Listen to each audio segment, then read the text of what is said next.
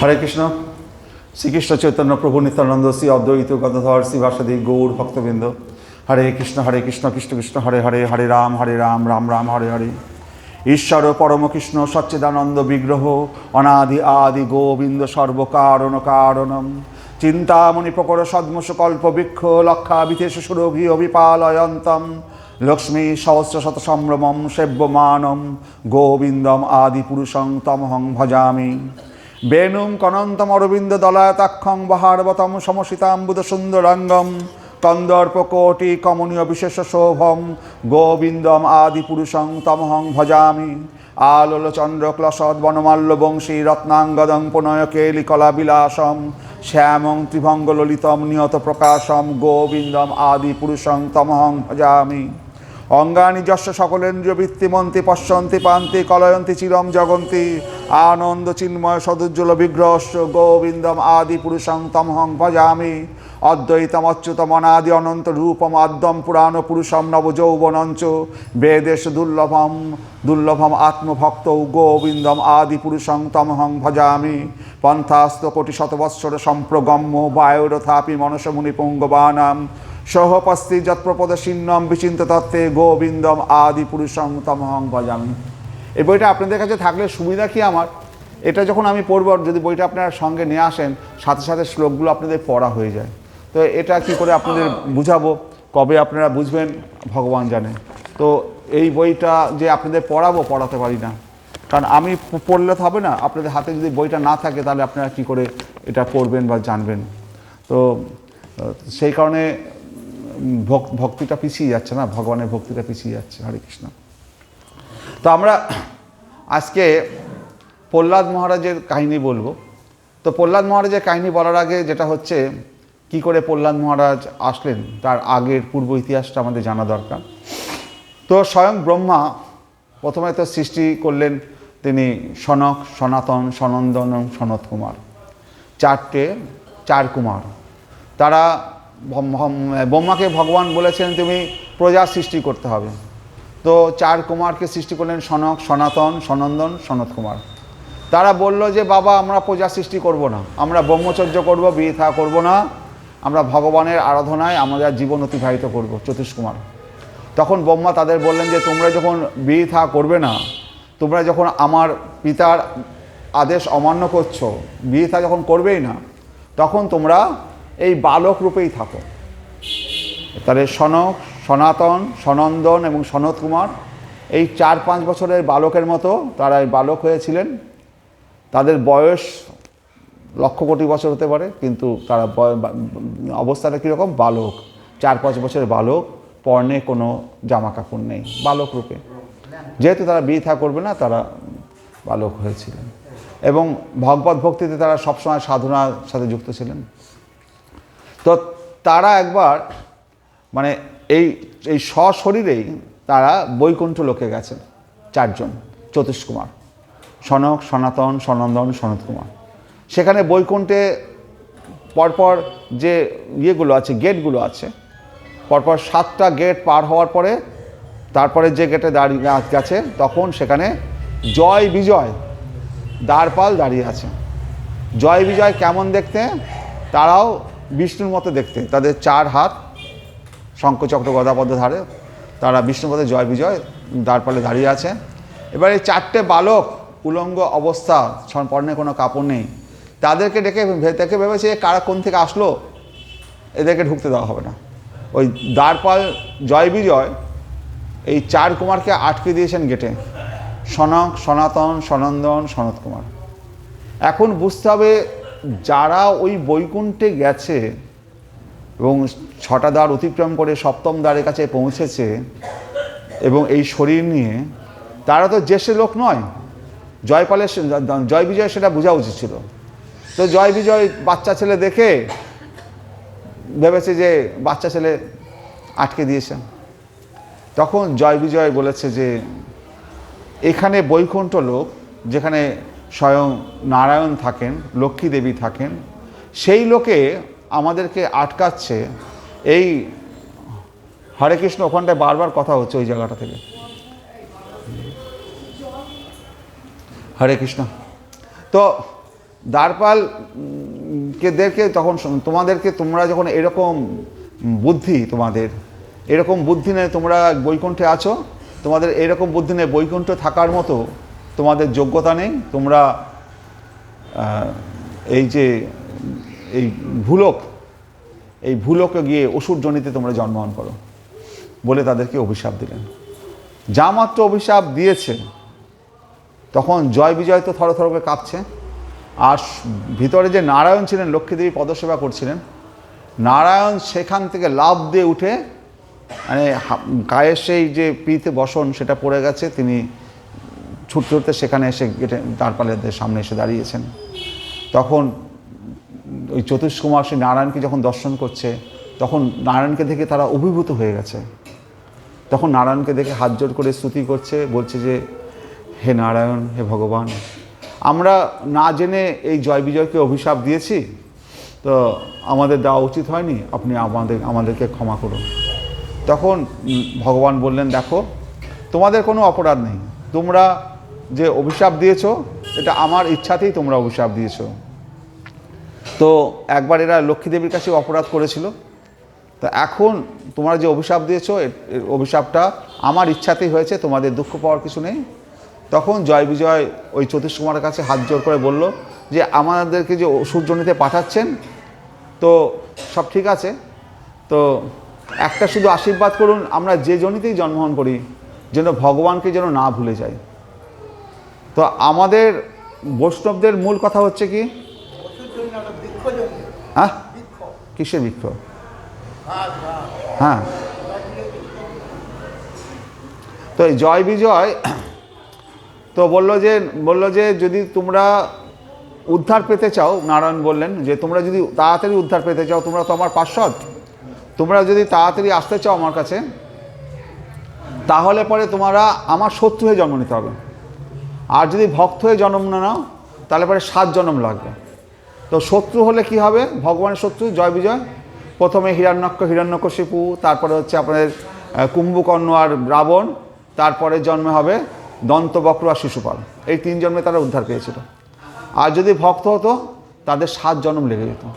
তো ভগবান বলেন, দেখো তোমরা যদি আমার শত্রু হয়ে জন্মগ্রহণ করো তাহলে 3 জন্মে উদ্ধার পাবে। কারণ শত্রু হলে কি হয়, সে ভগবানকে মারবে বলে রাত্রিবেলাও ঘুমাতে পারবে না।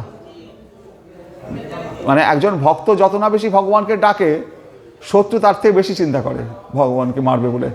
এত ওষুধদের পাঠাচ্ছি বৃন্দাবনে, পুতনা রাক্ষসীকে পাঠালাম, সে বধ হয়ে গেল, এক এক করে বকাসুর থেকে শুরু করে এক এক করে পাঠাচ্ছি, কংসের চোখে ঘুম নেই, যাকে পাঠাচ্ছে সেই বধ হয়ে যাচ্ছে। আর কংস বৃন্দাবনে যেতেও পারছে না, কারণ কংসের বিপদ আছে। বৃন্দাবনে সে যদি যায় তাহলে কংস কেন যেতে পারছে না? কংসকে একবার নারদমণি পাঠিয়েছিল, যাও, যে কৃষ্ণের তো আসল শক্তি রাধারানীর কাছে যাও। তো রাধারানী ওখানে, কংস এসেছিল, রাধারানী কি করেছে, কংসকে একটা গোপী বানিয়ে দিয়েছে। গোপী বানিয়ে রাধারানীর যে গরু থাকে গোয়াল ঘরে, সেই গরুদের দেখাশোনা করতে লাগিয়ে দিয়েছে। দীর্ঘ বছর কংস সেখানে একটা গোপী সেজে তাদেরকে সেবা শুশ্রূষা করেছে। তারপরে রাধারানী আবার কৃপা করে পাঠিয়ে দিয়েছে, যাও কংস চলে যাও। তো রাধা কৃষ্ণের ওই জন্য, কংসের ওই জন্য ভয় ছিল, ওই বৃন্দাবন ভূমিতে কংস নিজে আসতো না, ওই জন্য এই সমস্ত অসুরদের পাঠাতো। এই সমস্ত অনেক ঘটনা আছে, আপনারা সব কিছু জানেন না। হরে কৃষ্ণ, আস্তে আস্তে সব জানতে পারবেন। যে কংস তো তাহলে নিজেই আসতে পারতো, সেই জন্য কংস কী করলো, নিজে না এসে কৃষ্ণ বলরামকে ডেকে পাঠালো, মূর্খরাই তোমরা এসো, মল্লযুদ্ধে অংশগ্রহণ করো। হরে কৃষ্ণ। তো এরকম, তো এই শত্রু যখন হয়, কংস যখন সারাদিন রাত ঘুমাতে পারতো না, কৃষ্ণকে ঘুমাতে গেলে কৃষ্ণের ছবি তার মুখের সামনে ভেসে উঠত। তো এরকম শত্রু হিসাবে তারা বললো যে ঠিক আছে, আমরা শত্রু হয়ে জন্মাবো। আর একটা কি, ভগবানের ইচ্ছা ছিল মানে তার ভক্তের সাথে যুদ্ধ করার, এটাও ভগবানের ইচ্ছা যে ভক্তের সাথে যুদ্ধ করবে। এবং হিরণ্যকশিপুর সাথে যুদ্ধ করেছিল, রামরূপে রাবণের সাথে যুদ্ধ করেছে, হ্যাঁ, তারপরে শিশুপাল, দন্তবক্র এদেরকে হত্যা করেছে। তো এই ভগবানের সাথে ভগবানের একটা ইচ্ছা ছিল। তো এবার এই জয় বিজয়কে অভিশাপ দিল। জয় বিজয় তারপরে কশ্যপ ঋষি আর দিতির গর্ভে এই হিরণ্যাক্ষ হিরণ্যগর্ভের হিরণ্যাক্ষ হিরণ্যকশিপুর রূপে দুই ভাইয়ের জন্ম হলো। তার মধ্যে হিরণ্যাক্ষ ছিল ছোট ভাই আর হিরণ্যকশিপু ছিল বড় ভাই। তো হিরণ্যাক্ষ কী করলেন, প্রথমে এসে এই পৃথিবীটাকে পাতালের লোকে জলের মধ্যে ডুবিয়ে রেখেছিলেন পাতাল লোকে। তো যখন ব্রহ্মাকে বলেছে ভগবান পৃথিবী সৃষ্টি করতে, ব্রহ্মা এসে বললেন যে কোথায় পৃথিবী, পৃথিবী তো নেই। তখন তিনি ভগবানকে বললেন, ব্রহ্মা ভগবানকে বললেন যে কোথায় পৃথিবী, পৃথিবীকে তো আমি দেখতে পাচ্ছি না, পৃথিবী কোথায়। তখন ভগবান দেখলেন যে এই পৃথিবীকে হিরণ্যাক্ষ পাতাল লোকে লুকিয়ে রেখেছে এবং পাতালে কি আছে, জল কাদা, সেখানে পৃথিবীকে ডুবিয়ে রেখেছে। তো সেখান থেকে উদ্ধার করতে গেলে কি রূপ চাই, বরাহ রূপ। তো ভগবান আপনার ব্রহ্মার নাক থেকে একটা ছোট্ট মাছির মতো একটা বরাহ হয়ে বেরোলেন। এটা দ্বিতীয় অবতার, বরাহ অবতার। তো ছোট্ট মাছির মতো বেরোলেন। তারপরে তিনি বিশাল রূপ ধারণ করলেন, বরাহ রূপ ধারণ করে সেই পাতাল লোকে গিয়ে নাকের উপর পৃথিবীটাকে স্থাপন করে উপরে উঠে আসছেন। আর ওদিকে হিরণ্যাক্ষ সাথে সেই নাকের উপর পৃথিবী রয়েছে, ওই অবস্থায় হিরণ্যাক্ষের সাথে আমাদের ভগবানের যুদ্ধ হবে, বরাহরূপী অবতারের যুদ্ধ হলো। যুদ্ধ হওয়ার পরে সেই বরাহ অবতার হিরণ্যাক্ষকে বধ করলেন। হিরণ্যাক্ষকে বধ করার পরে হিরণ্যকশিপু দেখলেন, তার দাদা হিরণ্যকশিপু দেখলেন যে আমার ভাই তো বিষ্ণুর হস্তে তো নিহত হয়ে গেছে, এই বিষ্ণুকে তো আমি যদি যুদ্ধ করতে যাই আমিও পরাজিত হব, সুতরাং এই বিষ্ণুকে মারতে গেলে অমর বর পাওয়া চাই, অমর বর পেতে হবে।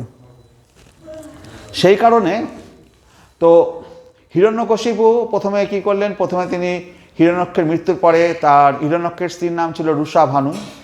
রুষাভানুকে তার ভাইয়ের মৃত্যুর পরে তাদেরকে নানা রকম জ্ঞান দিলেন, দেখো এই শরীরটা ক্ষণস্থায়ী, আত্মা অবিনশ্বর, এরকমভাবে জ্ঞান ট্যান দেওয়ার পরে হিরণ্যকশিপু ঠিক করলেন যে তিনি তপস্যা করতে যাবেন, কারণ নইলে পরে অমর বর না পেলে পরে এই বিষ্ণুর সাথে যুদ্ধ করে আমি পেরে উঠব না। তো তিনি মন্দার পর্বতে গেলেন, সেখানে এক পায়ে দাঁড়িয়ে তিনি তপস্যা করতে লাগলেন ব্রহ্মার। তো ব্রহ্মার তপস্যা করার পরে প্রায় 10,000 বছর তপস্যা করার পর এক পায়ে দাঁড়িয়ে তপস্যা, তার শরীর থেকে মাংস সব গলে পড়ে গেছে। আশেপাশে এমন গাছালি জন্মে গেছে যে ওখানে যে হিরণ্যকশিপু যে তপস্যা করছে তার লেশমাত্র খুঁজে পাওয়া যাচ্ছে না, এমন গভীর তপস্যা করছে, তার গায়ের মাংস নেই, হাড়গুলো হয়তো দাঁড়িয়ে রয়েছে, এরকম খারাপ হয়ে গেল, এক পায়ে দাঁড়িয়ে আছে। তখন পৃথিবী মানে এই সমস্ত ব্রহ্মাণ্ড হিরণ্যকশিপুর তপস্যায় সারা ব্রহ্মাণ্ড মানে গরম হয়ে জর্জরিত হয়ে যাচ্ছে, দেবতারা পর্যন্ত টিকতে পারছে না। তখন দেবতারা ছুটে আসলেন ব্রহ্মার কাছে, ব্রহ্মাদেব কি করা যায়, এরকম কি হচ্ছে। তখন ব্রহ্মা বললেন চিন্তা করতে হবে না, হিরণ্যকশিপু তপস্যা করছে, আমি যাচ্ছি তাকে সন্তুষ্ট করে এই অবস্থা থেকে মুক্তি দিচ্ছি। তো হিরণ্যকশিপুর কাছে ব্রহ্মা আসলেন, হিরণ্যকশিপু এসে ব্রহ্মা তার কমণ্ডলের জল ছিটিয়ে দিলেন। তখন হিরণ্যকশিপু ধ্যান থেকে তিনি বেরিয়ে আসলেন, বেরিয়ে এসে বললেন, ব্রহ্মাকে বললেন আমাকে অমর বর দাও। তো ব্রহ্মা বললেন আমি কি করে তোমায় অমর বর দেবো, আমি নিজেই তো অমর নই।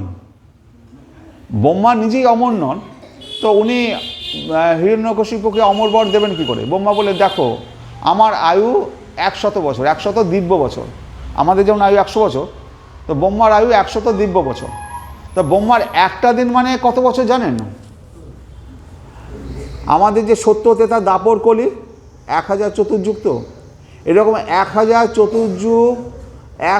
চতুর্যুগ ব্রহ্মার একদিনের 12 ঘন্টা, আর 1000 চতুর্যুগ ব্রহ্মার একটা রাত্রি 12 ঘন্টা, তবে ব্রহ্মার একটা দিন 48 ঘন্টা হলো।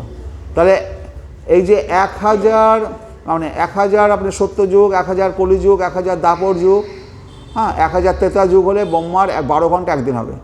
আর 1000 চতুর্যুগ, 1000 সত্যযুগ, 1000 দাপর যুগ, 1000 কলিযুগ, এই চারটে এইরকম যদি হয় তাহলে ব্রহ্মার একটা রাত হবে, তবে ব্রহ্মার একটা দিন হবে। এইরকম 43,20,000 বছর হচ্ছে একটা হচ্ছে চতুর্যুগ, এরকম 43,20,000 ইন্টু 20,000, তবে হবে ব্রহ্মার একদিন, এরকম ব্রহ্মার 100 দিব্য বছর হচ্ছে ব্রহ্মার আয়ু। তাহলে বুঝতে পারছেন কত বড়। আর এই ব্রহ্মার যে একটা দিন যে 12 ঘন্টা, যে 1000 চতুর্যুগ, এই 12 ঘন্টার মধ্যে 14 জন মনু আসে। এই 12 ঘন্টার মধ্যে 14 জন মনু আসে। এক একটা মনু 71 চতুর্যুগ করে রাজত্ব করেন। তো প্রথম মনু হচ্ছে স্বয়ম্ভব মনু, তার সন্তান হচ্ছে প্রথম মনু স্বয়ম্ভব মনু, তার স্ত্রী হচ্ছে শতরূপা। তাদের থেকে সন্তান উৎপন্ন হয়েছিল আকুতি, প্রসূতি, দেবহূতি এবং 2 পুত্র প্রিয়ব্রত এবং উত্থানপাল। আর এখন যে চলছে বিবস্বত মনুর যুগ, এটা সপ্তম মনুর যুগ। সপ্তম মনু মানে 71 চতুর্যুগ করে এক একটা মনু, 6টা মনু অতিক্রম করে গেছে, এখন সপ্তম মনুর যুগ চলছে। তার মধ্যে 27টা হচ্ছে চতুর্যুগ মানে চলে গেছে, এটা 28তম চতুর্যুগ চলছে। এই 28তম চতুর্যুগে দাপরের শেষে শ্রীকৃষ্ণ এসেছিলেন, তার 5000 বছর বাদে চৈতন্য মহাপ্রভু এসছে। চৈতন্য মহাপ্রভু যাওয়ার 550 বছর পরে আমরা এখন এই মন্দিরে বসে আছি। আমরা যখন কখন বসে আছি, আমরা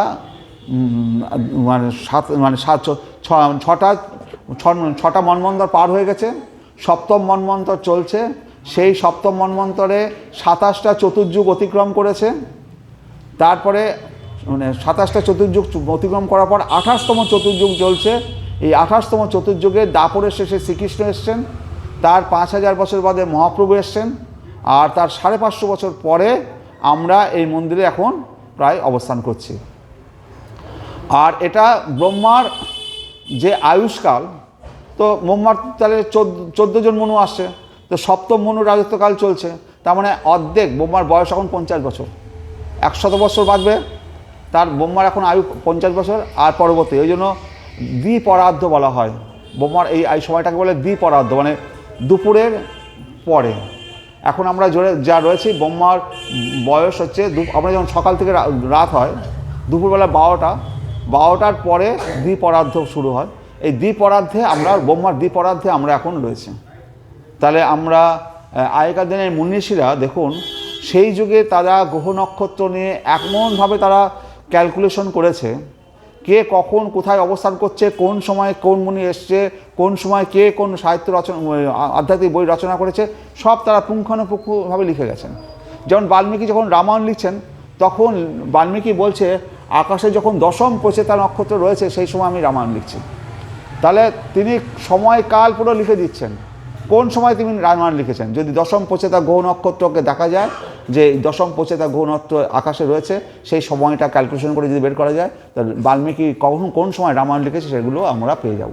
তাহলে আমাদের যে আধ্যাত্মিক জগৎ, এই আধ্যাত্মিক জগৎটা যে সে জগৎ নয়, একবারে পুঙ্খানুপুঙ্খভাবে একবারে সত্য। হরে কৃষ্ণ, হরে কৃষ্ণ।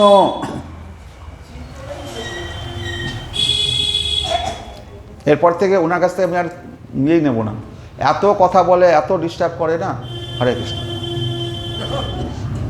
হরে কৃষ্ণ। তো তারপরে কি হলো, এই যে ব্রহ্মাকে তখন বললেন যে আমাকে অমর বর দাও। ব্রহ্মা বললো আমি অমর নেই, তোমাকে কি করে দেবো, আমার তো 100 বছর আয়ু। তো বললো যে তাহলে পরে এক কাজ করুন, দিনেও নয় রাত্রেও নয়, আমাকে কখনো মারা যাবে না। দিনের বেলা মারা যাবে না, রাত্রেবেলা মারা যাবে না। মানুষও নয় পশুও নয়, মানুষ মারতে পারবে না, পশু মারতে পারবে না। আর ঘরেও নয় বাইরেও নয়, ঘরেও মারতে পারবে না, বাইরেও মারতে পারবে না। তো এইভাবে আর কোনো অস্ত্র দিয়ে আমাকে মারা যাবে না, এইভাবে আমাদেরকে বর চেয়ে নিলেন হিরণ্যকশিপু। তাহলে দিনের বেলায় মারা যাবে না, রাত্রিবেলায় মারা যাবে না, পশু আপনার সৃষ্ট কোনো পশু বা মানুষ বা কেউ মারতে পারবে না, কোনো অস্ত্র দিয়ে তাকে মারা যাবে না। হ্যাঁ হ্যাঁ হ্যাঁ, তো জলের স্থলে কোথাও তাকে মারতে পারবে না। তাহলে ইনডাইরেক্টলি অমর বরই হয়ে গেল। হিরণ্যকশিপু সেই বর নিয়ে আসলেন, এসে প্রথমেই তো স্বর্গরাজ্য জয় করলেন, দেবতাদের তাড়িয়ে দিলেন, স্বর্গ থেকে স্বর্গলোক দখল করে নিলেন, ত্রিভুবন দখল করে নিলেন হিরণ্যকশিপু। তারপরে তিনি অত্যাচার শুরু করলেন। তো আমার ভাই হিরণ্যককে বিষ্ণু মেরেছে। বিষ্ণু কোথায় থাকে? সমস্ত ভক্তের হৃদয়ে বিষ্ণু থাকে। সুতরাং ভক্তদেরকে সমস্ত সাধু সন্ন্যাসীদের উপর অত্যাচার করো, সাধু সন্ন্যাসীদের মারো, সাধু সন্ন্যাসীদের অত্যাচার শুরু করলেন। তো এইবার কি হলো, এর আগে এর মধ্যে কী হয়েছে কি, হিরণ্যকশিপু যখন তিনি গেছেন তপস্যা করতে, হরে কৃষ্ণ, এবার আমার ভক্ত প্রহ্লাদে আসবো। হিরণ্যকশিপু যখন তপস্যা করতে গেছেন সেই জায়গাটায় আমাদের জায়গাটা আছে, হিরণ্যকশিপু যখন তপস্যা করতে চলে গেছেন তখন তো আমাদের অসুর রাজ্যটা তখন তো ফাঁকা, হিরণ্যকশিপু চলে গেছে তপস্যা করতে, তার 10,000 বছর ধরে সে তপস্যা করছে। তখন দেবরাজ ইন্দ্র এই হিরণ্যকশিপুর এই রাজত্ব এখানটায় অসুরদের এখানে আক্রমণ করলেন, তাদেরকে অসুরদের পরাস্ত করলেন। আর হিরণ্যকশিপুর স্ত্রীর নাম কয়াধু, কয়াধুকে জোর করে ধরে হাত ধরে ইন্দ্র নিয়ে যাচ্ছেন, মানে ভাগবতের লেখা আছে টানতে টানতে নিয়ে যাচ্ছেন হিরণ্যকশিপুর স্ত্রী কয়াধুকে। তখন সেখানে নারদমুনি এসে দাঁড়ালেন। নারদমুনি এসে বললেন, হে ইন্দ্র, তুমি কি করছো? দাঁড়াও দাঁড়াও, তুমি যাকে নিয়ে যাচ্ছ এই যে কয়াধু, একে তুমি কেন নিয়ে যাচ্ছ? তখন ইন্দ্র বলছে যে, হে নারদ মুনি, আপনি দেবর্ষি নারদ, আপনি বুঝবেন না, এ হচ্ছে হিরণ্যকশিপুর স্ত্রী কয়াধু, এর গর্ভে সন্তান রয়েছে। আর হিরণ্যকশিপু এত বড় দৈত্য, আর এর সন্তান যে কত বড় দৈত্য হবে তার ঠিক নেই। আমার দেবতাদের রাজ্যত্ব আমরা একাতেই এই সমস্ত ওষুধদের দ্বারা জ্বালায় মরছি, আর এর সন্তান হলে পরে আবার জ্বালায় মরব। একে আমরা তুলে নিয়ে যাচ্ছি, যখন এর সন্তান হবে তখন আমরা এই সন্তানকে হত্যা করব, তারপরে এই রমণীকে আমরা ছাড়ব। তখন নারদমুনি বলল যে, একে তোমরা কখনোই মারতে পারবে না। কেন? বলছে, এর গর্ভে মহাভাগবত অবস্থান করছে, এর গর্ভে যে সন্তান রয়েছে সে ভগবানের পরম ভক্ত মহাভাগবত। এই এই এই এই এই রমণীকে তোমরা ছেড়ে দাও এবং একে তোমরা মারতে পারবে না, আর মহাভাগবতকে কখনো কেউ মারতে পারে না। তখন দেবতা ইন্দ্র এবং সমস্ত দেবতারা কয়াধুকে প্রদক্ষিণ করলো, প্রদক্ষিণ করে মা বলে সম্বোধন করে প্রণাম করে তারা তার স্বর্গে চলে গেল। তখন নারদমুনি কয়াধুকে তার আশ্রমে নিয়ে আসলেন। আশ্রমে নিয়ে এসে কয়াধুকে রাখলেন এবং কয়াধু সেখানে নারদমুনির সেবা পূজা করতেন। আর আর প্রতিদিন আর কয়াধুকে নারদমুনি এই ভাগবত পাঠ শ্রবণ করাতেন। আর যখন ভাগবত পাঠ শ্রবণ করাতেন, কয়াধুর গর্ভে যে সন্তান ছিল প্রহ্লাদ মহারাজ, সে তার পেটের মধ্যে বসে সে ভাগবত পাঠ শ্রবণ করত প্রতিদিন। তো এইভাবে মানে পেটের মধ্যে সন্তান। আর কয়াধু নারদমুনিকে বললেন, যতদিন না হিরণ্যকশিপু ফিরে আসছেন ততদিন যেন এই সন্তান ভূমিষ্ঠ না হয়, হিরণ্যকশিপু ফিরে আসার পরেই যেন সন্তান ভূমিষ্ঠ হয়। তো এই দীর্ঘ বছর এই প্রহ্লাদ মহারাজ তো সেখানে ছিলেন। এবার প্রহ্লাদ মহারাজ যখন হিরণ্যকশিপু ফিরে আসলেন, তারপরে প্রহ্লাদ মহারাজের জন্ম হলো। জন্ম হওয়ার 5 বছর যখন বয়স হলো, তখন তাকে গুরুগৃহে পাঠানো হলো। শুক্রাচার্যের 2 শিষ্য ষণ্ড এবং মুণ্ড, তাদের কাছে প্রহ্লাদ মহারাজ আধ্যাত্মিক জ্ঞান নেওয়া শুরু করলো। আধ্যাত্মিক জ্ঞান নেওয়া শুরু করার পরে তখন একদিন বাবা, তারা প্রহ্লাদরা 4 ভাই ছিল, তার মধ্যে প্রহ্লাদ ছিল খুবই সুন্দর দেখতে এবং জ্ঞানী পণ্ডিত। তো পণ্ডিত তো এমনিতেই হয়ে আছে, কারণ সে মাতৃগর্ভেই সমস্ত ভাগবত পাঠ সে শ্রবণ করে নিয়েছে।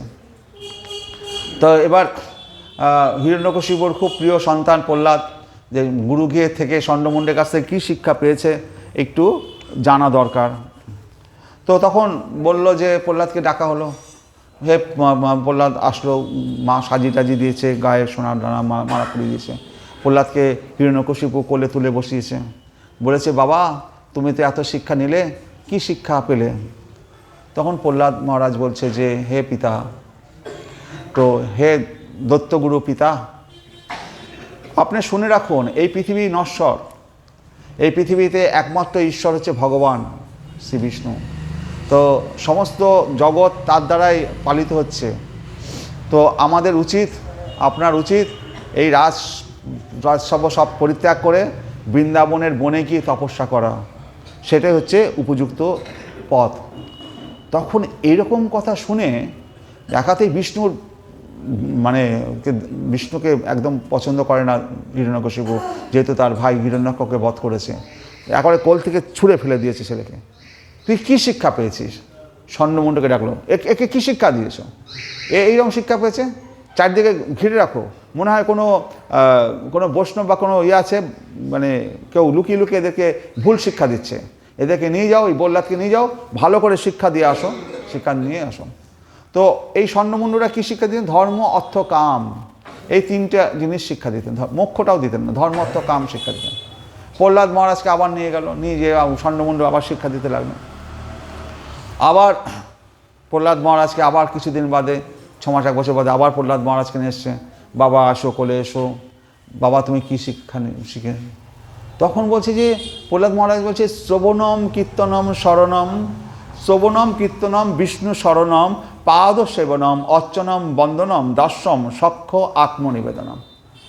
এইভাবে এই নবদা ভক্তির মাধ্যমে ভগবান বিষ্ণুকে পাওয়া যায়। এইটাই আমাদের প্রত্যেকের উচিত, ভগবানের কথা শ্রবণ করা, তার কথা কীর্তন করা, বিষ্ণু শরণম, বিষ্ণুর কথা স্মরণ করা, আর হচ্ছে পাদ সেবনম, লক্ষ্মীদেবী পদসেবা করেছেন, অর্চনম, পিতু মহারাজ অর্চনা করেছিলেন, বন্দনম, অক্রূর ভগবানকে বন্দনা করেছিল, দাস্যম, হনুমান ভগবানের দাস্যভাবে ভগবানের পুজো করেছে, আর সখ্যভাবে সুদাম সখারা ভগবানকে ডেকেছে, আর নিবেদনম, বলি মহারাজ তার মাথা পেতে দিয়েছিল 3 বার ভূমির জন্য, আত্মনিবেদন করেছিল মাথা পেতে। তাহলে শ্রবণম কীর্তনম বিষ্ণু শরণম, পাদ সেবনম অর্চনম বন্দনম দাস্যম সক্ষম আত্মনিবেদনম, এই নবদা ভক্তি। এই নবদা ভক্তির কথা বলেন যে শ্রবণ করা উচিত ভগবত কথা, কীর্তন। আমরা এখানে যখন কী করছি, এখন শ্রবণম কীর্তনম হচ্ছে, আমি কীর্তন করছি, আপনারা শ্রবণ করছেন, শ্রবণম কীর্তনম দুটো পন্থা একসাথে হচ্ছে। আর বিষ্ণু শরণম এটাও হচ্ছে। তো এই তিনটে ভক্তি আমাদের এখন এখানে চলছে, শ্রবণম কীর্তনম বিষ্ণু শরণম, তারপরে পাদ সেবনম, লক্ষ্মীদেবী পদসেবা করছে, সেটা আমরা এখন করতে পারছি না। অর্চনম, অক্রূর অর্চনম, পিতু মহারাজ অর্চনা করেছিল, কারণ পিতু মহারাজের পিতা ছিল বেন, সে এত দুরাচারী ছিল, পৃথিবীর সমস্ত সম্পদ লুকিয়ে ফেলেছিল। বেন তখন অর্চনা করেছিলেন, তার ফলে এই যে আমরা এখন ঔষধি বৃক্ষ পাচ্ছি, এই যে নিম পাতা, তুলসী পাতা, সমস্ত ঔষধি বৃক্ষ পিতু মহারাজের কৃপায় আমরা এটা পেয়েছি। তো তিনি অর্চনা করেছিলেন। বন্দনাম, অক্রূর যখন শ্রীকৃষ্ণ বলরামকে নিয়ে যখন মথুরায় যাচ্ছেন কংসবধ করতে, তখন অক্রূর যমুনার ঘাটে কৃষ্ণ বলরামকে বন্দনা করেছিলেন। তো অর্চনম বন্দনম দাস্যম, হনুমান রামচন্দ্রকে দাস্যভাবে সেবা করেছে। আর সক্ষম হচ্ছে সখাভাবে সুবল সখারা ভগবানের সেবা করেছে। আর আত্মনিবেদনম বলি মহারাজ। এই নবদা ভক্তির 9টা ভাব, এটা আমাদের জানা দরকার। শ্রবণম কীর্তনম বিষ্ণু শরণম, তারপরে পাদ সেবনম অর্চনম বন্দনম দাস্যম সক্ষম আত্মনিবেদনম। তো তারপরে আবার আমাদের হিরণ্যকশিপু ছেলেকে ছুড়ে দিলেন, তুমি কি শিখছো স্বর্ণমুণ্ডের কাছে। তো এইবার এই হিরণ্যকশিপু ওই ধ্রুব এই প্রহ্লাদ মহারাজকে তো আবার শিক্ষা গিয়ে পাঠালো। সেখানে গিয়ে আমাদের যে সমস্ত যে প্রহ্লাদ মহারাজের যে বালকেরা ছিল, বন্ধুরা ছিল, সব যারা ওইখানে স্বর্ণমুণ্ডের কাছে সমস্ত দত্ত বালকেরা ছিল, যারা সেখানে শিক্ষা নিতে এসেছিল, তো সেখানে আমাদের প্রহ্লাদ মহারাজ তাদেরকে জ্ঞান দিতে লাগলো। সেই জ্ঞানগুলো প্রহ্লাদ মহারাজ এমন সব জ্ঞান দিলেন, তো এই ছেলেগুলো তো অবাক হয়ে যাচ্ছে যে এই জ্ঞান প্রহ্লাদ মহারাজ পেল কী করে। প্রহ্লাদ মহারাজের বয়স 5 বছর, আমাদেরও 5 বছর বয়স, আমরা তো এত জ্ঞান জানি না। প্রহ্লাদ মহারাজ কি বলেন, কৌমর আচরত প্রাজ্ঞ ধর্মান ভাগবতা নিহ দুর্লভ মনুষ্যম জন্ম তৎ অধ্যবম অর্থদম। প্রহ্লাদ মহারাজ বলেন, প্রাজ্ঞ ব্যক্তি মনুষ্য জন্ম লাভ করে জীবনের শুরু থেকেই অর্থাৎ বাল্যকাল থেকেই অন্য সমস্ত প্রয়াস ত্যাগ করে ভাগবত ধর্ম অনুষ্ঠান করবেন। মনুষ্য জন্ম অত্যন্ত দুর্লভ এবং অন্যান্য শরীরের মতো অনিত্য হলেও তা অত্যন্ত অর্থপূর্ণ, কারণ মনুষ্য জীবনে ভগবানের সেবা সম্পাদন করা সম্ভব। নিষ্ঠাপূর্বক কিঞ্চিত মাত্র ভগবত ভক্তির অনুষ্ঠান করলেও মানুষ পুণ্য সিদ্ধি লাভ করতে পারে। তাহলে প্রহ্লাদ মহারাজ কী বলছেন, প্রাজ্ঞ ব্যক্তি মনুষ্য জন্ম লাভ করে জীবনের শুরু থেকেই অর্থাৎ বাল্যকাল থেকেই অন্য সমস্ত প্রয়াস ত্যাগ করে ভাগবত ধর্ম অনুষ্ঠান করবেন। তাহলে আমাদের ভাগবত ধর্ম কখন থেকে অনুষ্ঠান করা উচিত, একেবারে বাল্যকাল থেকে। তো বাড়িতে যে সমস্ত বাচ্চারা থাকবে, অনেক বাচ্চারা দেখবেন ছোটোবেলা থেকেই তারা ধর্মজ্ঞানে তারা খুব মন দেয়। তো আমার এই গুরু মহারাজের কাছে আমরা যখন প্রায় 400-500 লোক যখন তার লেকচার শুনতে যেতাম, তার মধ্যে 2-3টে বাচ্চাকে দেখতাম, তাদের 5-7 বছর বয়স, এখন খাতা কলম নিয়ে চলে এসছে, হয়তো 4-5 পড়ে, খাতা কলম নিয়ে চলে এসছে, আর সামনে বসবে, এখন গুরু মহারাজের এখন ধুতি পড়বে, কপালে তিলক কাটবে, 5-7 বছর বয়স, আর মহারাজ যা বলবে পয়েন্ট করবে। মহারাজ আসে যে এই তুমি কতগুলো পয়েন্ট করেছো, বলে মহারাজ 50টা পয়েন্ট করেছি, 40টা পয়েন্ট করেছি, ওই 5-7 বছরের বাচ্চারা। তো এই অল্প বয়স থেকে তারা মানে ভাগবত ধর্মে তারা যুক্ত হতে পেরেছে। তো এটা ওই ছেলেগুলোকে বলবো যে তাদের মা বাবার কৃপা আছে, তারা এরকম নিয়েছেন। তো এগুলো মনে কিছু করবেন না, যে বাচ্চা দেখবেন ফার্স্ট বয় হয়, ছোটোবেলা থেকেই ফার্স্ট বয় হয়, তারা ছোটোবেলা থেকেই পড়াশোনা ভালো, বাবা মা না বললেও তারা পড়াশোনা করবে, তারা ফার্স্ট হবে। তো সেই কারণে যে সন্তান যদি ভগবত ভক্ত হয়, তাকে মা বাবাকে বলতে হবে তুই পড়, তা আপনি সে হয়ে যাবে। তো সেই জন্য ভগবানের বিশেষ কৃপা তাদের উপর থাকে। কিন্তু বাবা মার যদি একটু থাকে তো আরও ভালো না, সন্তানদেরকে সঠিক পথ দেখাতে পারে। তো এইভাবে প্রহ্লাদ মহারাজ তার বন্ধুদের সখাদেরকে মানুষের জীবনে ভগবদ্ধামে ফিরে যাওয়ার সুযোগ প্রদান করে। তাই প্রতিটি মানুষের অবশ্য কর্তব্য ভগবান শ্রীবিষ্ণুর পাদপদের সেবায় যুক্ত হওয়া এবং ভগবত ভক্তির স্বাভাবিক, কারণ ভগবান শ্রীবিষ্ণু সকলের পরম প্রিয় পরমাত্মা এবং পরম শহীদ। তো এইভাবে দৈত্য বালকদেরকে প্রহ্লাদ মহারাজ জ্ঞান দিতে লাগলেন। জ্ঞান দেওয়ার পরে তারপরে প্রহ্লাদ ওই দৈত্য সখারা, মানে প্রহ্লাদ মহারাজের যে বন্ধুরা সখারা, তারা জিজ্ঞাসা করলেন তোমার বয়সও 5 বছর আর আমাদের বয়সও 5 বছর, তুমি এই জ্ঞানগুলো কোথায় পেলেন? তখন প্রহ্লাদ মহারাজ বলল যে মাতৃগর্ভে, আমি মায়ের মাতৃগর্ভে থাকাকালীন এই জ্ঞানগুলো শ্রবণ করেছি। তো আমি আজকে মেন যে জায়গাটা আমি এখন আজকে বলবো আর কি, মেন যে জায়গাটা সেটা হচ্ছে প্রহ্লাদ মহারাজ মাতৃগর্ভে কী শিখেছিল, সেইটা বলতে গেলেও কতক্ষণ পারবো যাই না, মনে হয় পরের দিন শেষ করতে হবে।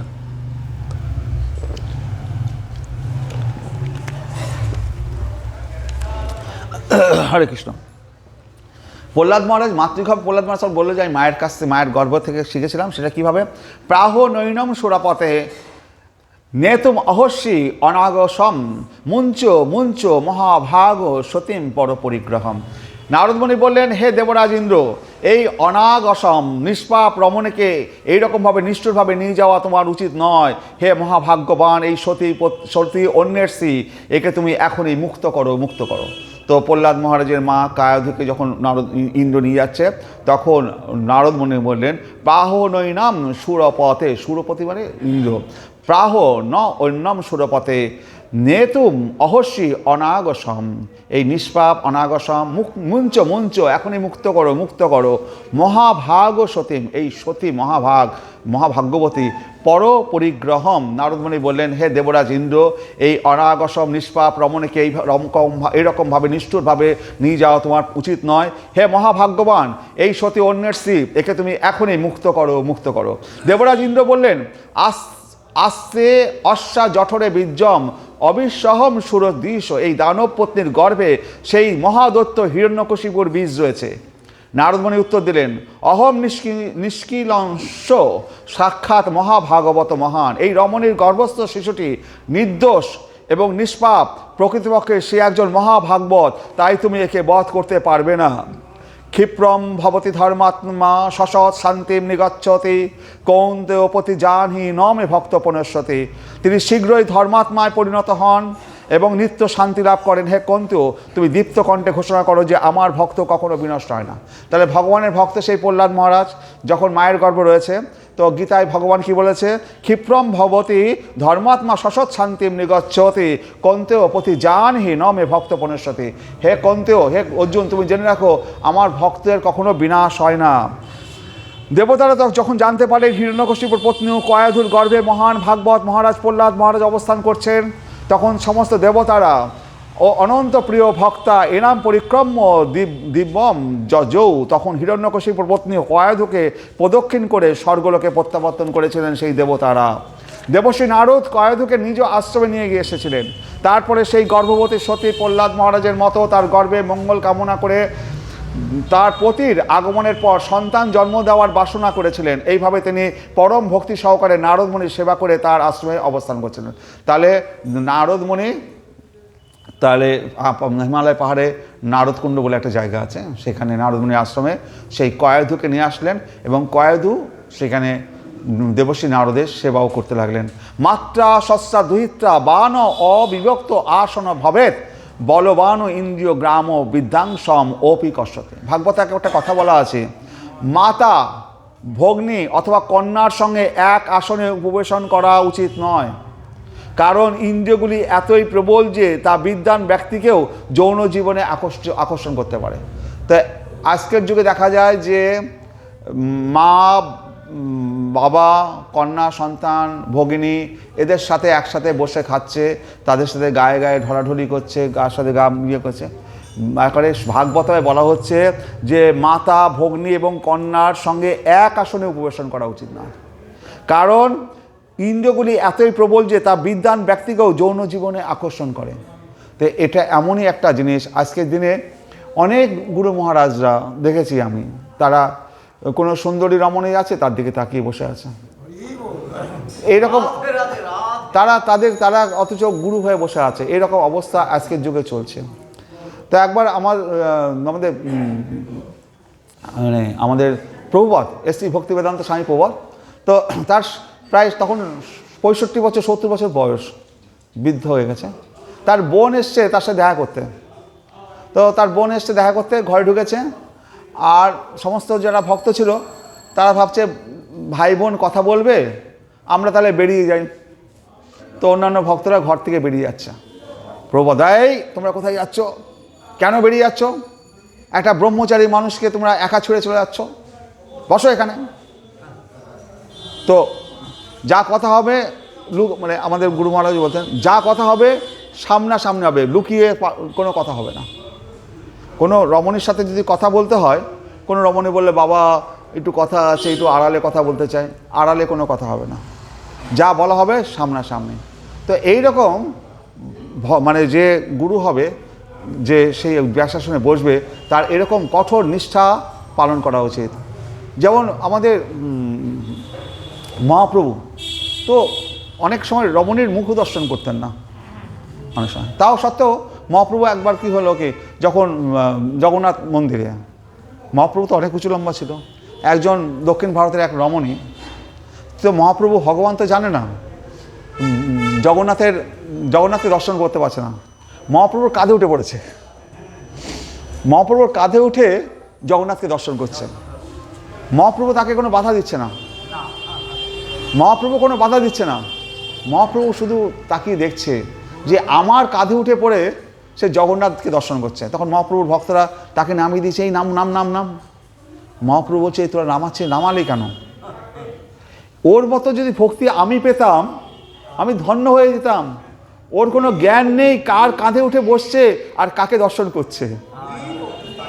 তো এইরকম যদি ভক্ত হয় যে মহাপ্রভুর কাঁধে উঠে বসছে এবং সেই জ্ঞান, তার হুঁশ জ্ঞান নেই, আর সেই জন্য মহাপ্রভু তার এই ভক্তি দেখে বলছে ওই রকম ভক্তি যদি আমি পেতাম, যে আমি কার কাঁধে উঠছে আমার সেই হুঁশ জ্ঞান নেই, আর ভগবানের কাঁধে উঠে ভগবানকে দর্শন করছে। তো একবার কি হয়েছিল, একটা ঘটনা আছে। তো একটা চোর চুরি করতে গেছে, পাহাড়ের উপরে একটা মন্দির আছে, ভেবেছে আজকে চুরি করব। এবার শিবের ইয়ে রয়েছে, শিবলিঙ্গ রয়েছে, তার উপরে ঘন্টা বাঁধা রয়েছে, কিছুই নেই, দেখছি যে পিতলের ঘন্টাটা, ওটা চুরি করে নিয়ে যায়। সোনার না পিতলের বা সোনার ঘন্টা, যাই হোক গাঁজা টাজা খাওয়ার পয়সা তো হবে কিছুটা। একবারে শিবের মাথায় উঠে ঘন্টা পাচ্ছে, শিব সাথে সাথে জাগ্রত হয়ে গেছে। বলছে এইরকম ভক্ত কোনোদিন দেখিনি, সে নিজের সম্পূর্ণ শরীরটাকে আমার উপর দিয়ে দিয়েছে, আমার উপরে তার দেহ মন আত্মা সব কিছু আমার মাথার উপর দিয়ে দিয়েছে। ও যে ঘন্টা চুরি করতে এসছে, ভগবানেরা ভক্তের দোষ ধরে না, ওরা ভাবতেই পারে না ভক্ত চুরি করবে, দোষ করবে। তারা তার সন্তান চোখে দেখে, তারা আমার মাথায় উঠেছে, আমার সন্তান আমার মাথায় উঠেছে, তো বাবার কোলে মাথায় সন্তান উঠতেই পারে। তো ভগবান প্রকট হয়ে গেছে, বর তোর কি বর চাই। হরে কৃষ্ণ। তো এই অবস্থা হচ্ছে আমাদের। হরে কৃষ্ণ। তাহলে এই প্রকার নির্দেশবদ্ধ জীবের জন্য কিন্তু নারদমণি হচ্ছেন মুক্ত পুরুষ।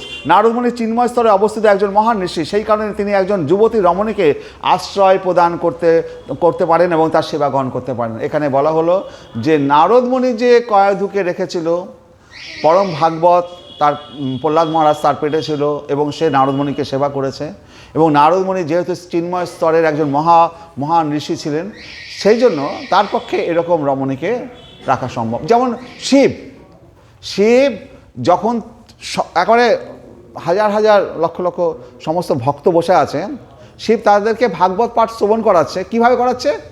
পার্বতীকে বাম কোলে বসিয়েছে। পার্বতী শিবের বাম কোলে বসে আছে, শিব ভক্তদের ভাগবত পাঠ শ্রবণ করাচ্ছে।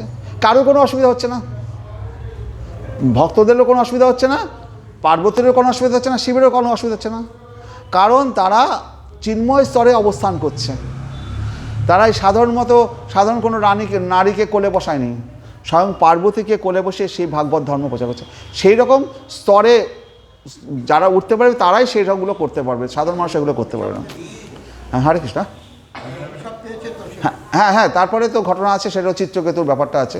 তো সেই ঘটনাটা আমরা পরবর্তী ক্ষেত্রে কোনোদিন বলবো। হরে কৃষ্ণ। যে যখন শিব এইভাবে পার্বতীকে নিয়ে বসে আছেন, তখন চিত্রকেতু বলে একজন ভক্ত, বৈষ্ণব ভক্ত, সে সমগ্র ব্রহ্মাণ্ড ঘুরে বেড়াচ্ছিল। সে ওইখান দিয়ে যখন যাচ্ছে, তখন উপর থেকে দেখে তখন বলছে যে, হে শিব বাবা, এখন তো ভাগবত পাঠ শ্রবণ করাচ্ছেন, এখন মাকে পার্বতীকে একটু নামিয়ে পাশে রেখে তো বলতে পারতেন, এবং কোলের পর বসিয়ে ভাগবত পাঠ করাচ্ছেন। তো এবার শিব কিছু বলেনি, এবং যারা শ্রোতারা ছিল তারাও চুপ করে আছে। কিন্তু মা পার্বতী এই কথা যখন শুনে পার্বতী রেগে গেছেন। তখন চিত্রকেতু থেকে বলেছিল যে, তুই কি বড় নিয়ন্তাকর্তা হয়ে গেছিস? তুই শিব হচ্ছে দেবাদিদেব মহাদেব, হ্যাঁ, তার উপরে তুই বলছিস যে সে আমাকে কোলে নিয়ে বসে ভাগবত পাঠ করছে, তুই এরকম করছিস, তুই যা, তুই অসুর কুলে জন্মগ্রহণ কর। চিত্রকেতুকে অভিশাপ দিয়েছিল। চিত্রকেতুর সাথে সাথে নেমে আসলো, নেমে এসে পার্বতীকে হাত জোড় করে, মা আমাকে ক্ষমা করবেন, আপনি যে অভিশাপ দিয়েছেন আমি মাথা পেতে নিচ্ছি, আর একটাই শুধু আশীর্বাদ করুন, আমি যেন ভগবানের কথা না ভুলে যাই। হরে কৃষ্ণ। আর এই চিত্রকেতু তারপরের জন্মে কি হলো, কি অসুর হয়েছিল বলুন? হ্যাঁ, কে হয়েছিল? বজ্র দ্বারা কাকে মেরেছিল? ইন্দ্র। ইন্দ্র বজ্র দিয়ে কাকে মেরেছিল? সেই ঋষির হাড় দিয়ে বজ্র বানালো, দধিচি মুনি দিয়ে বজ্র বানালো, বধ করলো কাকে? হ্যাঁ, বৃত্তাসুর। এই চিত্রকেতু পরজন্মে বৃত্তাসুর। এই বৃত্তাসুরের ঘটনা একদিন বলবো, এটা প্রহ্লাদটা শেষ হয়ে যাক, তারপরে বৃত্তাসুরের স্টোরিটা বলবো। হরে কৃষ্ণ। তো বৃত্তাসুরের এত বড়ই একটা জায়গা। তো শিব তখন পার্বতী অভিশাপ দেওয়ার শিব বলেছিল, এই বৃত্তাসুর মহা বৈষ্ণব, এ যদি পার্বতীকে উল্টো অভিশাপ দিত, পার্বতীর অবস্থা খারাপ হয়ে যেত। তো শিব বলল, দেখো এ মহা বৈষ্ণব, তুমি এত বড় অভিশাপ দিলে, ও মাথা পেতে সেই অভিশাপটা গ্রহণ করে চলে গেল। কারণ বৈষ্ণবেরা শুধু একটা জিনিসই চায়, তারা যদি নরকের কীট হয়েও জন্মায়, পশু হয়েও জন্মায়, তবু তাদের ভয় নেই। কারণ তারা শুধু একটা বলে যে জন্মই আমাকে দিক, আমি যেন ভগবান বিষ্ণুর কথা, কৃষ্ণের কথা যেন না ভুলি। তো সুতরাং আপনাদেরকে কেউ নরকে নিয়ে যেতে পারবে না, কারণ আপনারা যে ভাগবত পাঠ শ্রবণ করতে চড়ছেন, তো যমরাজ যদি আপনাদেরকে নিয়ে যায়, ওখানে গিয়েও তো এই ভাগবত পাঠ শোনার ইচ্ছা হবে, তখন কি হবে? তখন নরকে বলবে যে এখানে তো ভাগবত পাঠ শোনানোর লোক নেই, একে রাখলে পরে আর লোক তো ভাগবত পাঠ শোনা শুরু করে ফেলবে, একে পাঠিয়ে দাও। তো সুতরাং যারা ভাগবত পাঠ শ্রবণ করবে, যারা ভগবানের কথা শুনবে, যারা ভগবানের নাম কীর্তন করবে, যমরাজ তার ধারে কাছে আসবে না। হরে কৃষ্ণ। হরে হ্যাঁ। তো হরে কৃষ্ণ। তাহলে আর একটা ঘটনা হচ্ছে শ্রী হরিদাস ঠাকুর। হরিদাস ঠাকুর যখন তিনি মানে 3 লক্ষ নাম জপ করতেন, হরে কৃষ্ণ হরে কৃষ্ণ কৃষ্ণ করে, তো তখন সেখানকার এক মানে বাজে একটা লোক ছিল মহাপ্রতাপশালী, সে এক বেশ্যাকে পাঠিয়েছিল, লক্ষ্যহীরাকে, যে হরিদাস ঠাকুরের ধ্যান ভাঙানোর জন্য। লক্ষ্মীরা মা রাত্রিবেলা আসতেন হরিদাস ঠাকুরের কাছে যে আমি তোমার সঙ্গ করতে চাই। হরিদাস ঠাকুর বলতেন যে দেখো আমার তো 3 লক্ষ মালা জপ করি, 3 লক্ষ মালা জপ শেষ হলেই তোমার মনের আশা পূর্ণ করব। তো জপ করতে করতে সকাল হয়ে গেল। বললো যে হরিদাস বলল যে মা তো আমার তো আজকে 3 লক্ষ মালা শেষ হলো না, তুমি আগামীকাল আবার এসো।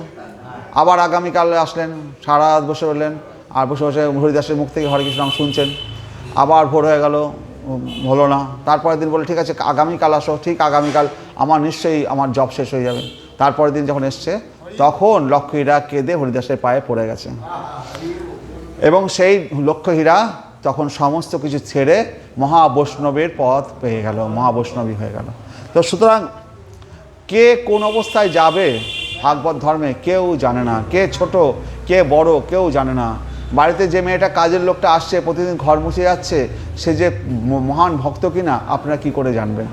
হয়তো যে বাড়িতে কাজের লোকটা আসছে তাকে সারাদিন বকাবকি গালাগালি করছেন, সে যে অন্তরে মহাভাগবত বা ভগবানের শ্রবণ কীর্তন করছে মহাবৈষ্ণব, সেটা তো আপনাদের পক্ষে জানা সম্ভব না। সেই জন্য প্রত্যেকটি জীবকে প্রত্যেকটি মানুষকে সম্মান দেওয়া আমাদের কর্তব্য। হরে কৃষ্ণ। তো এবার বলছে সাধারণ মানুষের কর্তব্য স্ত্রীসঙ্গ থেকে দূরে থেকে শাস্ত্রের নির্দেশ কঠোর নিষ্ঠা সহকারে পালন করা। প্রহ্লাদ মহারাজ বলতে লাগলেন নারদমুনি গর্ভস্থ আমি এবং পরিচর্যারত আমার মাতা উভয়কেই তত্ত্বজ্ঞান উপদেশ দিয়েছিলেন। যেহেতু তিনি স্বভাবতই কারণিক অধঃপতিত জীবদের প্রতি অত্যন্ত দয়ালু, তাই তার চিন্ময় স্থিতিতে অবস্থিত হয়ে তিনি ধর্মতত্ত্ব এবং দিব্যজ্ঞান প্রদান করেছিলেন। সেই উপদেশ সমস্ত জড় কলুষ থেকে মুক্ত ছিল। মানুষের কর্তব্য ভগবানের সঙ্গে তার সম্পর্কের কথা অবগত হয়ে সেই অনুসারে আচরণ করা, সেটিই ভাগবত ধর্ম। ভাগবত ধর্মের অর্থ হচ্ছে ভক্তিযোগ। বাসুদেব ভগবতী ভক্তিযোগ প্রয়োজিত জনাত্মাংশ বৈরাগ্যম জ্ঞানম চ যৎ অহৈতুকম। ভক্তি সহকারে পরমেশ্বর ভগবান শ্রীকৃষ্ণের সেবা করা হলে অচিরেই শুদ্ধ জ্ঞানের উদয় হয় এবং জড়জাগতিক বিষয়ের প্রতি অনাসক্তি আসে। তাহলে ভক্তি সহকারে পরমেশ্বর ভগবানের শ্রীকৃষ্ণের সেবা করা হলে অচিরেই শুদ্ধ জ্ঞানের উদয় হয় এবং জড়জাগতিক বিষয়ের প্রতি অনাসক্তি আসে। তো ভগবানের সেবা করা হলে এই কথাটাকে বারবার গুরুত্ব দেওয়া হয় যে ভগবানের সেবা পূজা করার। আমরা ভগবানের জপ করব আর ভগবানের জন্য কিছু সেবা পূজা অন্তত ভগবানকে একটু পায়েস রান্না করে দেওয়া, একটু ডাল আর একটু অন্ন রান্না করে ভগবানের সামনে রাখা, এই সেবা পূজাটা যদি যখন শুরু করবেন তাহলে পরে আপনারা বুঝবেন আপনাদের হৃদয়ের মধ্যে ভগবান সেই সমস্ত শক্তিগুলো আপনাদের কৃপা করে পাঠাতে থাকবে। তাহলে ভক্তি সহকারে পরমেশ্বর ভগবানের শ্রীকৃষ্ণের সেবা করা হলে অচিরেই শুদ্ধ জ্ঞানের উদয় হয়। এই শুদ্ধ জ্ঞানের উদয় যদি না করি তাহলে হবে না। তাহলে বাসুদেবে ভগবতী ভক্তি যোগ প্রয়োজিত জনাত্মাংশ বৈরাগ্যম জ্ঞানম চ যৎ অহৈতুকম। মাং হি পার্থ ব্যাপাশ্রিত যে অপি সুপাপজনয় শ্রিয় বৈশ্য তথা শুদ্ধস্থেয়পি জানতি পরম গতিম। হে পার্থ, যারা আমাকে বিশেষভাবে আশ্রয় করে তারা শ্রী বৈশ্য শূদ্র আদি নিজ কুলে জাত হলেও অবিলম্বে পরাগতি লাভ করে। হে পার্থ, হে অর্জুন, যারা আমাকে বিশেষভাবে আশ্রয় করে, যারা ভগবানকে আশ্রয় করে, ভগবানই আমার সব, এই আশ্রয়টা করে, তাহলে পরে কী হবে, তারা যদি শ্রী হয়, বৈশ্য হয়, শুদ্ধ হয় এবং নিচুকুলে জাত হলেও অবিলম্বে সে পরাগতি লাভ করে। স্ত্রীলোকেরা সাধারণত জড় সুখভোগের প্রতি আসক্ত এবং তার ফলে তাদের ভগবত ভক্তির সম্বন্ধে উপদেশ ভুলে যাওয়ার প্রবণতা রয়েছে। তো স্ত্রীলোকেদের কী আছে, এ কানে দিয়ে শুনছে, বাড়ি গিয়ে সব ভুলে যাচ্ছে। কারণ কি, তাদের জড় সুখভোগের প্রতি তাদের বেশি আসক্তি আছে। পুজো আসলেই আমার কিন্তু একটা ভালো বেনারসির মতো শাড়ি চাই, একটা সোনার মালা বা কানের দুল চাই। এই সমস্ত জড় বিষয়ের প্রতি স্ত্রীলোকদের আসক্তি একটু বেশি পুরুষদের থেকে। পুরুষদের কী আছে, ও পেলাম না পেলাম, হ্যাঁ, একটু উদাসীন হয় এই সমস্ত। কিন্তু পুরুষরা ভোলে, কিন্তু স্ত্রীলোকদের একটা আসক্তি থাকেই যে স্বামী আমাকে পুজো আসলো একটা ভালো শাড়ি দিল না, তার মানে সংসার আর হবে না, ঘ্যান করবে। আজকে কী বলে 14ই ফেব্রুয়ারি রোজ ডে, গোলাপ দিল না, একটা গোলাপ আনলো না, হ্যাঁ, আজকে ঘরে ঢুকতে দেবো না। তো হরে কৃষ্ণ, সে বয়স হয়ে গেছে, বুড়ি হয়ে গেছে, কিন্তু গোলাপ তার চাই। হরে কৃষ্ণ, 8টা বাজলে তো হবে না, ভগবানের জন্য ঘড়ির টাইম দেখলে চলবে না। হরে কৃষ্ণ। তা সেই কারণে স্ত্রীলোকেরাও যদি নিষ্ঠাপূর্বক শাস্ত্রের বিধিনিষেধ অনুসারে ভগবত ভক্তির অনুসরণ করে, তাহলে ভগবান বলেছেন যে তারাও ভগবত ধামে ফিরে যেতে পারে। তেওপি জানতে পরাম গতি। সুতরাং আজকের যুগে কিন্তু পুরুষদের থেকে স্ত্রীলোকদের গুরুত্বটা অনেক বেশি। কারণ আপনারা যদি ভোট করেন, এখানে 7 জন কি 10 জন পুরুষ আছে, বাকি 30 জন হচ্ছে মহিলা। তাহলে কি হচ্ছে, বাকি 30-40 জনই মহিলা, 5-7 জন বাদে। তাহলে 5-7 জন পুরুষ ভার্সেস 30-40 জন মহিলা। তাহলে ভগবত ভক্তিতে তারা এগিয়ে আছে এই কলিযুগে। হ্যাঁ, তাহলে বুঝুন যে আমরা কতটা পিছিয়ে পড়ছি। দিন দিন তো এখন 5-7 জন আছে, তারপরে দেখা যাবে 1-2 জন আছে। হ্যাঁ, এই মন্দিরটাই চলে যাবে তখন মহিলাদের দখলে। হ্যাঁ, আপনাদেরকে বাইরে দাঁড় করে রাখবে। হ্যাঁ, আপনারা বাইরে থেকে শুনুন, ভিতরে ঢুকতে পারবেন না। হরে কৃষ্ণ। প্রহ্লাদ মহারাজ বললেন যে মানুষের কর্তব্য হচ্ছে ভগবানের শ্রী পাদপদ্মে আশ্রয় গ্রহণ করে নিষ্ঠা সহকারে বিধিনিষেধগুলো পালন করা। প্রহ্লাদ মহারাজ, হে বন্ধুগণ, ভবতাম অপি ভুয়াত মেয়ে যদি শ্রদ্ধা ধাতে বচ, তোমরা যদি আমার বাক্যে শ্রদ্ধাবান হও, তাহলে কেবল সেই শ্রদ্ধার ফলে তোমরাও ছোট্ট বালক হওয়া সত্ত্বেও আমার মতো এই দিব্য জ্ঞান হৃদয়ঙ্গম করতে পারবে। তাহলে প্রথম হচ্ছে শ্রদ্ধা। শ্রদ্ধা যদি থাকে সব কিছু সম্ভব। তো ভগবানের প্রতি শ্রদ্ধা থাকতে হবে, ভগবানের কথা শুনবো এই শ্রদ্ধা থাকতে হবে। হ্যাঁ, ভগবান এই কথা এখান থেকে যেগুলো শুনলাম বাড়িতে গিয়ে চেষ্টা করব সেগুলো যাতে মানা যায়। যদি এই শ্রদ্ধা না থাকে তাহলে পরে কোনো লাভ হবে না। তো প্রথম এই শ্রদ্ধা। যস্য দেবে পরাভক্তি যথা দেবে তথা গুরু তস্যতে কথিতা হার্থ প্রকাশন্তে মহাত্মন। যে সমস্ত মহাত্মাগণ ভগবান এবং শ্রী গুরুদেবের প্রতি ঐকান্তিক ভক্তিপরায়ণ, সমস্ত বৈদিক জ্ঞান তাদের কাছে আপনা থেকে প্রকাশিত হয়। তাহলে যে সমস্ত মহাত্মাগণ ভগবান এবং শ্রী গুরুদেবের প্রতি ঐকান্তিক ভক্তিপরায়ণ, যদি সেই সমস্ত মহাত্মাগণ ভগবানের প্রতি এবং গুরুদেবের প্রতি ভক্তিপরায়ণ হয়, সমস্ত বৈদিক জ্ঞান তাদের কাছে আপনা থেকে প্রকাশিত হয়।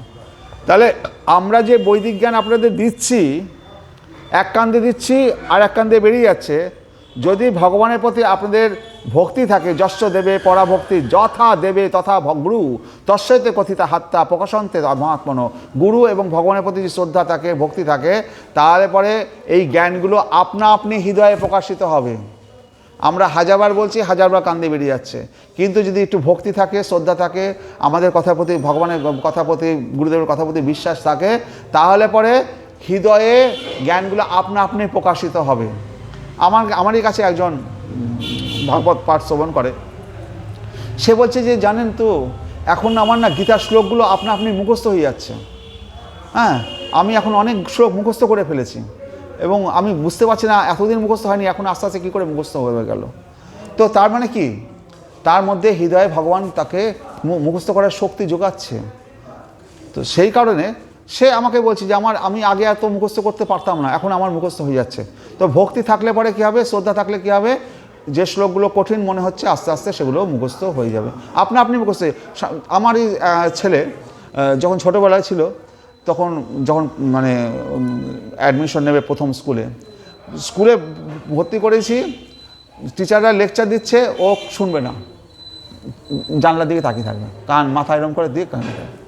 এরকম 6 মাস ধরে চলছে। আমরা ভয় পেয়ে গেছি যে কী রে বাবা, ক্লাসে টিচার পড়াচ্ছে আর পড়বে না, পড়া নেবে না, মাথা এরকম করে রেখেছে। তারপরে আমরা ভাবছি কি করি, কোন ডাক্তার দেখাই, এরকম কেন হচ্ছে। তারপরে একদিন নতুন একটা টিচারকে এসে দিলাম প্রাইভেটে, আগেও টিচার রেখেছি, তারপর একটা প্রাইভেট টিচার কাছে দিলাম। সেখানে 1 মাস পড়ার পরেই আগে যে 6 মাস ধরে পড়ানো হয়েছে সব পড়া মুখস্থ বলে দিচ্ছে। মানে ও চোখটা ওইদিকে রেখেছে, পড়বে না, কিন্তু কানে তো শুনছে। মানে 1 মাসের মধ্যে দেখলাম যে 6 মাসের যে পড়াগুলো একদম পারছিল না, ও হঠাৎ করে দেখলাম যে 1 মাসের মধ্যে সব 6 মাসের পড়া সব ওর মুখস্থ। মানে আমি শুনবো না, বলবো না, কিন্তু হৃদয়ে তো প্রবেশ করেছে না। তো তারপরে দেখা গেলো সব ও বলা শুরু করে দিয়েছে। তো এরকম হয় বাচ্চাদের, মানে আপনার কানে শুনছেন, যাচ্ছেন মুখস্থ হচ্ছে না, হঠাৎ করে দেখেন আরে সব মুখস্থ হয়ে গেল, কী করে হলো আপনারাও জানেন না। হরে কৃষ্ণ। তাহলে অত শ্রীকৃষ্ণ নামাদি ন ভবেদ গ্রাহ্য মিদ্রেই সেবন মুখে হি জিহ্বাদৌ স্বয়মেব স্ফুরত্তৎ। বলছে যে কেউই তার স্থূল জড় ইন্দ্রিয়ের দ্বারা শ্রীকৃষ্ণকে যথাযথভাবে জানতে পারে না, কিন্তু ভগবান যখন তার ভক্তের প্রেমময়ী সেবার ফলে তার প্রতি প্রসন্ন হন, তখন তার কাছে তিনি নিজেকে প্রকাশ করেন। তাহলে যদি আমরা ভগবানেরকে যদি ওই সামান্য একটু ডাল ভাত, একটা ভাজা, কখনো একটু পায়েস একটু ভগবানকে দিই, তাহলে কী লাভ হবে? কেউই তার স্থূল জড় ইন্দ্রিয়ের দ্বারা শ্রীকৃষ্ণকে যথাযথভাবে জানতে পারে না, কিন্তু ভগবান যখন তার ভক্তের প্রেমময়ী সেবায় ফলে তার প্রতি প্রসন্ন হন, তখন তার কাছে তিনি নিজেকে প্রকাশ করেন। তো এই প্রেমময়ী সেবা, আমি যে ডাল আর ভাত কি ভগবান খেতে পারে না? হাজার হাজার মন্দিরে খাওয়াচ্ছে, কিন্তু আপনার ওই যে দিচ্ছেন, আপনি যে প্রেমময়ী সেবা, আমি ভগবানকে আজকে ভোগ নিবেদন করছি, সকালবেলায় চান করে ওঠে শুদ্ধ হয়ে ভগবানের জন্য রান্না করে যে দিচ্ছেন, এই যে সেবা ভাব, এই প্রেমময়ী সেবা, এই সেবাটা উনি গ্রহণ করতে চান। আপনারা কাঁদুন, আপনারা ভগবানকে ডাকুন, ভগবান সেইটা চায়। ভগবান কি খেতে পায় না? তা না, ভগবান আপনার প্রেমময়ী সেবাটা নিতে চায়, যাতে আপনি উদ্ধার প্রাণ। হ্যাঁ, ভগবান ভক্তদের কাছে দর্শন দেন এবং তাকে দর্শন দেন না, দুটোই। ভগবান চান তার ভক্তরা যেন উদ্ধার পায়। ভগবানের উদ্দেশ্য একটাই, যাতে ভগবদ্ধামে সে আমার সন্তান আমার কাছে ফিরে আসে। আমাদের থেকে তার বেশি চিন্তা। একটা এরোপ্লেন যাচ্ছিল, তো সেই এরোপ্লেনে একটা বাচ্চা হ্যারি পটার্স পড়ছে। হ্যারি পটার্স জানেন তো? হ্যারি পটার্স সব গল্পের বই আছে। হ্যাঁ, তো হ্যারি পটার্স পড়ছে, বাচ্চারা পড়ছে আর আনন্দ করছে, হ্যাঁ পড়ছে। এবার কিছুক্ষণ এরোপ্লেন চড়ছে, উপরে যাচ্ছে, যেতে যেতে হঠাৎ করে অ্যানাউন্স হলো, এরোপ্লেনে কিছু যান্ত্রিক ত্রুটি দেখা গেছে, আপনারা সবাই সিট বেল্ট বেঁধে নিন। তো আপনারা সবাই সিট বেল্ট বেঁধে নিয়েছে। প্লেনটা এরকম দুলছে, কাঁপছে, ইয়ে করছে, হ্যাঁ, কখনো লাফাচ্ছে। তো সবাই ভগবানের নাম করছে, হরে কৃষ্ণ হরে কৃষ্ণ, সবাই ভয়ে কাঁপছে। আর বাচ্চাটা ও হাসছে, সবাই ওর দিকে তাকাচ্ছে আর ভাবছে যে বাচ্চা ছেলে, ওর কি জ্ঞান বুদ্ধি নেই? যখন তখন প্লেনটা ক্র্যাশ হয়ে যাবে, ধ্বংস হয়ে যাবে। তো তারপরে মানে অনেক কষ্টে সবাই তো ভয়ে পড়েছে, ওদের জান এবার চলে গেল। কোনোরকম করে প্লেনটা আস্তে আস্তে করে ল্যান্ড করে সবাই সুস্থ হয়ে যখন নামছে, তখন যাত্রীরা জিজ্ঞাসা করছে, আচ্ছা বাবা, প্লেনটা এরকম অবস্থা হলো, তুমি হ্যারি পটার পড়ছিলে, তোমার কোনো ভয় লাগলো না এরকম ক্র্যাশ হয়ে যাবে? বলছে, আমার কেন ভয় লাগবে? বলছে, কেন ভয় লাগলো না? যখন আমরা তো সবাই ভয় পাচ্ছিলাম, তোমার ভয় লাগলো? আরে আমার ভয় কেন লাগবে? ওই যে প্লেনটা চালাচ্ছে না, ওটা আমার বাবা, ও জানে আমি বসে আছি। তো আমার বাবা যখন প্লেন চালাচ্ছে, আমি জানি আমার বাবা কখনো আমাকে মারতে পারবে না, হ্যাঁ, আমাকে রক্ষা করবে। সেই জন্য আমার থেকেও চিন্তা বেশি আমার বাবা, সেটা আমি নিশ্চিন্ত। তো সেই কারণে আমাদের পিতা হচ্ছে কৃষ্ণ, তিনি আমাদেরকে সবাইকে রক্ষা করছেন, আমাদের কোনো চিন্তা নেই, তিনি বসে আছেন। আমরা যেন ভগবানের শুধু নামটা করি, হরে কৃষ্ণ হরে কৃষ্ণ কৃষ্ণ কৃষ্ণ, আমার পিতা, এটার জন্য আমরা জানি যে আমার পিতা ওখানে বসে আছে, তিনি আমাদের জন্ম দিয়েছে, তিনি আমাদেরকে রক্ষা করবে। আর আমাদের থেকে তার বেশি চিন্তা, আমার সন্তানকে কীভাবে রক্ষা করব, কী করে তাদের কাছে নিয়ে আসবো। হরে কৃষ্ণ কৃষ্ণ কৃষ্ণ হরে হরে, হরে রাম ওম নমো ভগবতে বাসুদেবায় নমঃ। হরে কৃষ্ণ।